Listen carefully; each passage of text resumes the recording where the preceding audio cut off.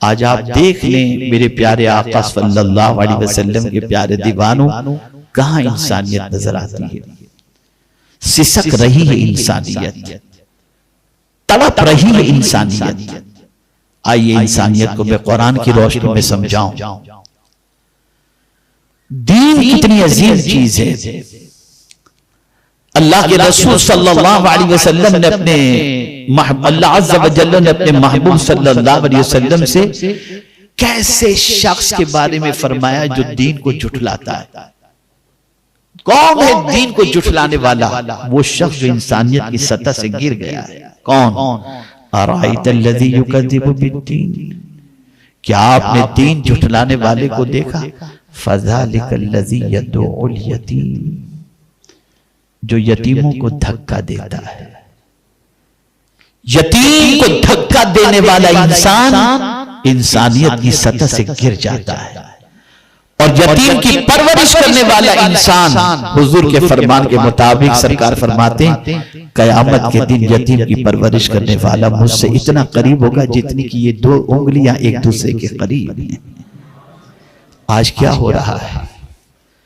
آج ذرا دیکھ لیں معاشرے کی سچویشن کو، آج معاشرے کے حالات کو دیکھ لیں، یتیموں کے ساتھ سلوک کو دیکھ لیں۔ میرے رب کے علم میں یہ بات ہے، اور میرا مولا انسانوں کو پیدا کرنے والا ہے تو وہ انسانوں کی فطرت جانتا ہے کہ ایک زمانہ آئے گا کہ انسان یتیموں کے مال کو کھائے گا، اور آج کھایا جا رہا ہے۔ تو قرآن نے کہا یأکلون فی بطونہم نارا، وہ اپنے پیٹ میں جہنم کی آگ کو بھر رہے ہیں۔ انسانیت اس طرح سے سسک رہی ہے کہ یتیم اور بیوہ اور مساکین کے نام کے رقم کے ذریعے انسان اپنے شیش محل تعمیر کر رہا ہے، اور اپنے آسائش کی ساری تکمیل کی طرف توجہ دیتا ہوا نظر آتا ہے۔ گر چکی ہے انسانیت، سسک رہی ہے انسانیت۔ آج یتیم کو دھکا دیا جا رہا ہے، اور صرف یتیم کو دھکا دینے ہی کی بات نہیں ہے۔ قرآن نے آگے کہا وَلَا يَحُضُّ عَلَىٰ طَعَامِ الْمِسْكِينِ، اور مسکین کو کھانا کھلانے پر جو نہیں ابھارتا وہ دین کو جھٹلانے والا ہے۔ مسکین، اللہ اکبر۔ آج معاشرے میں آپ دیکھ لیجئے، سوسائٹی میں دیکھ لیجئے آپ، تو کھانا کھلانا یہ کتنی بڑی نیکی ہے کہ غوث پاک فرماتے ہیں اعمال کے دفتر کو میں نے کھنگال کر کے دیکھا تو فرائض کے بعد جس عمل کو میں نے سب سے زیادہ محبوب پایا وہ بھوکوں کو کھانا کھلانا ہے۔ آج بھوکوں کے نام پر چندہ کر کے لوگ اپنے پیٹ کو بھرتے نظر آتے ہیں۔ آپ مجھے بتائیے، رحمت عالم صلی اللہ علیہ وسلم نے انسانیت کا درس یہ بھی دیا کہ اگر کوئی شخص پیٹ بھر کر کے کھائے اور اس کا پڑوسی بھوکا سو جائے تو رات بھر فرشتے اس شخص کے اوپر لعنت بھیجتے ہیں۔ کیا کبھی ہم نے یہ سوچا؟ اب تو سیلفش ہم اتنے ہو گئے کہ پڑوس میں رہنے والے کا نام کیا ہے یہ بھی نہیں معلوم، تو اس کے گھر کے حالات کیا معلوم ہوگے؟ ہماری زندگی انسانیت سے کوسوں دور ہو چکی ہے، ہماری زندگی انسانیت سے کافی فاصلے پر ہو چکی ہے۔ یہی وجہ ہے کہ زندگی سے سکون ختم ہو چکا، زندگی سے اطمینان ختم ہو چکا، زندگی سے طمانینت ختم ہو چکی۔ محلوں میں رہنے کے بعد اور آسائش کے سارے سامان کی موجودگی کے باوجود اگر آج بھی ہمیں تلاش ہے تو سکون کی تلاش ہے، اور یہی ایک سکون ایسا ہے جو ہمیں نصیب نہیں ہو رہا ہے، میسر نہیں ہو رہا۔ سکون انسانیت کے اندر ہے، سکون غمخواری کے اندر ہے، سکون کسی کے درد کو بانٹنے کے اندر ہے، سکون کسی کے ساتھ اس نے سلوک سے پیش آنے کے اندر ہے۔ میاں ثواب کی توقع اور ثواب کی لالچ پہ نہیں کرو، اللہ کی رضا کے لیے کوئی کام کر کے دیکھو تو ثواب بھی ملے گا اور مولا کی خوشی بھی حاصل ہو جائے گی۔ آپ ذرا دیکھیں انسانیت، اللہ اکبر، میں جب قرآن کی اس آیت کو انسانیت کے سبق کے طور پر دیکھتا ہوں تو میرے رونگٹے کھڑے ہو جاتے ہیں۔ آپ نے بارہا سنا ہوگا، محرم کی مجالس میں سنا ہوگا،